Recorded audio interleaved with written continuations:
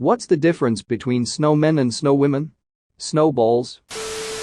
What is the best NSFW Christmas joke you know? What up, it's you boy Andrew, your favorite Reddit storytime narrator. If we haven't met before, thanks for joining.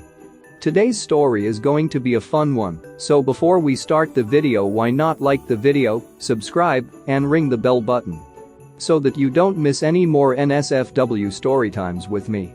No more lollygagging, and let's get into the video. Why did the snowman drop his pants? He heard the snowblower was coming by. If Thanksgiving is your right leg and Christmas is your left leg, I'd like to visit you between the holidays. Why is Santa always so jolly? Because he knows where all the naughty girls live. Why doesn't Santa have any kids of his own? He only comes down the chimney. Q. What do female reindeer do when the guys are out working? A. They go into town and blow a few bucks. I got my wife a pair of slippers and a dildo. If she doesn't like the slippers, she can go duck herself. I went and bought a real Christmas tree. The bloke selling it asked me if I was going to put it up myself. I said no, you sick bastard, I'm putting it in my living room. I was out at a bar with an older co-worker. He had a Santa hat on and kept using the pickup line. Hey, would you like to help Santa come early tonight?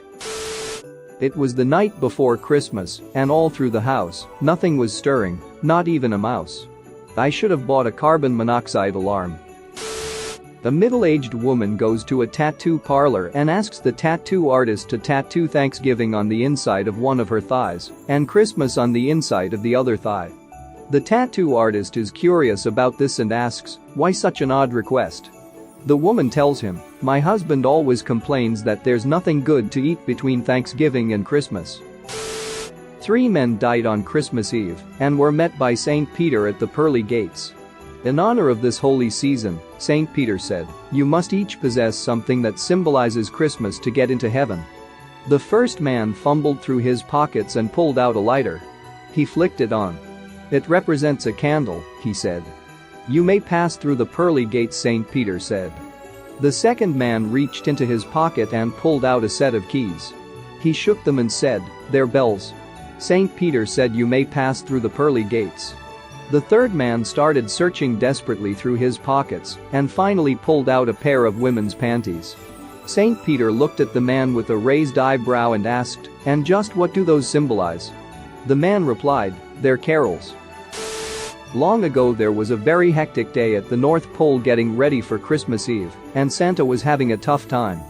It seemed nothing was going right, and the Claus man was stressed. So an angel seeing this thought she would help and went down to a forest and brought back a great-looking Christmas tree. Just as Santa finished dealing with another sleigh-loading snafu, the angel shows up with the tree and asks Santa, showing him the beautiful large tree, where should I put this? So that is why we have an angel on top of the typical Christmas tree to this day.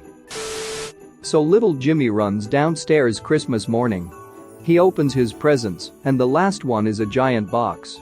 And it is the brand new bike he has always wanted.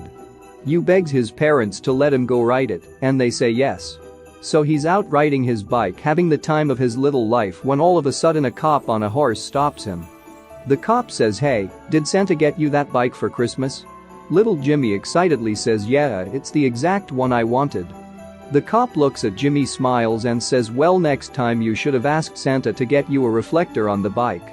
And gives little Jimmy a ticket. Jimmy thinks for a second and asks the officer if Santa gave him the horse for Christmas. The cop, feeling funny, said, yeah, he did. So Jimmy looks at him and says, well, next time you should ask him to put the dick under the horse instead of on top of it. On the first Christmas morning, the 3 wise men walk into the manger. The first one steps in donkey crap, looks at his shoe and exclaims, Jesus Christ. Mary looks up at Joseph and says that's a better name than Keith. A 17-year-old male walks into a drugstore. He says, I've been invited to Christmas dinner at my new girlfriend's house. Afterwards I hope there is a chance I get lucky, you know what I mean. Clerk? How about condoms then? They could come in handy. Here's a pack. The young man, after paying, walks to the door, stops, smiles, comes back. You know what, the mom is also smoking hot. I think I'll take another pack, just in case I get extra lucky. Christmas Eve comes around, the boy sits at the dinner table and doesn't say a word. After a while his girlfriend says, "If I had known you were so quiet, I wouldn't have invited you." The young man replies, "If you had told me your dad works at a drugstore, I wouldn't have come." A family is sitting around the supper table. The son asks his father, "Dad, how many kinds of breasts are there?" The father, surprised, answers, "Well, son, there are 3 kinds of breasts. In her 20s, a woman's breasts are like melons, round and firm. In her 30s to 40s, they are like pears, still nice but hanging a bit. After 50, they are like onions." "Onions?"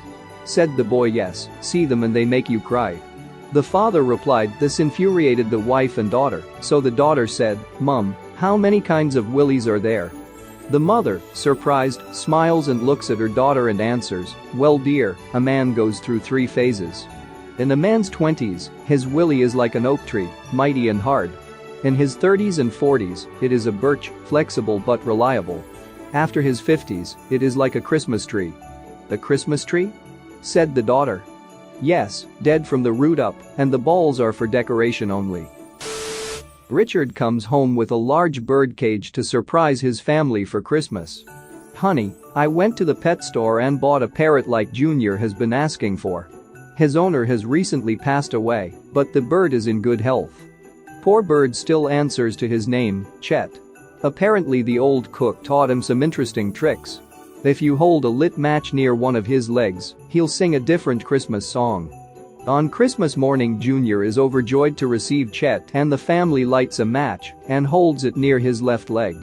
Chet squawks and belts out jingle bells. Squawk jingle bells. Squawk jingle all the way. Whistle. Overjoyed, Junior feeds him a cracker and lights another match holding it near Chet's right leg. "I'm dreaming whistles of a squite Christmas." More crackers for Chet, but Junior is getting bored of hearing the same songs. The rapscallion lights 2 matches and holds them to the poor bird's legs. Chet's nuts squawk roasting on an open fire. Whistles. 2 convicts had just been placed in cells beside each other on death row. Convict number 1 looks at convict number 2. "Convict number 1? What got you sent here?" Convict number 2. "I held up a convenience store and shot the clerk when he tried to pull a gun on me." "You?"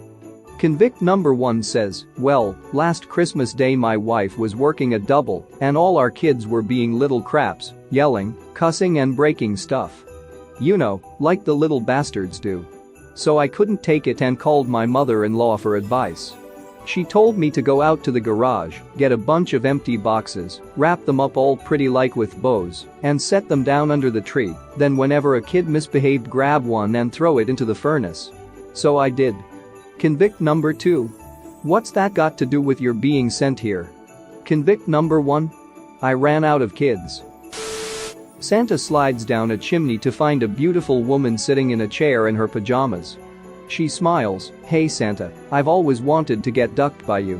Santa shakes his head, "Ho, ho, ho, Santa's gotta go. Gotta bring toys to the kiddies, you know." With that, he slides back up the chimney. Santa slides down the next chimney to find yet another beautiful woman sitting in a chair in a flannel nightgown. She smiles, "Merry Christmas, Santa. Want a duck?" Once again Santa says, "Ho, ho, ho, Santa's gotta go. Gotta bring toys to the kiddies, you know." Again he leaves. Santa slides down another chimney. This time he finds another beautiful woman wearing the sexiest lingerie. She's fingering herself furiously as Santa exits the chimney.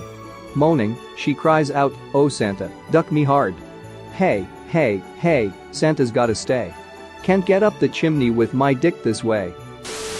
A guy decides to buy his new girlfriend a pair of gloves for Christmas. After all, they've only been dating for 3 weeks, so it seems like the ideal gift, romantic, yet not too personal. He asks the girlfriend's younger sister to accompany him to buy them, then she can point out a pair she'd like. They go to the mall and the sister points out a pair of white gloves which the guy then buys. The sister then picks up a pair of panties for herself and buys them. But during the wrapping, the clerk mixes up the parcels. As a result, the sister gets the gloves, and the guy takes home a gift box containing the panties. Without checking, the guy rushes the gift to his sweetheart, but only after drafting this loving and helpful note to accompany it. I chose these because I notice you are not in the habit of wearing any when we go out in the evening. If it had not been for your sister, I would have chosen the long ones with the buttons, but she wears the short ones that are easier to remove. Like and subscribe for more funny, interesting, and scary r/ask Reddit videos.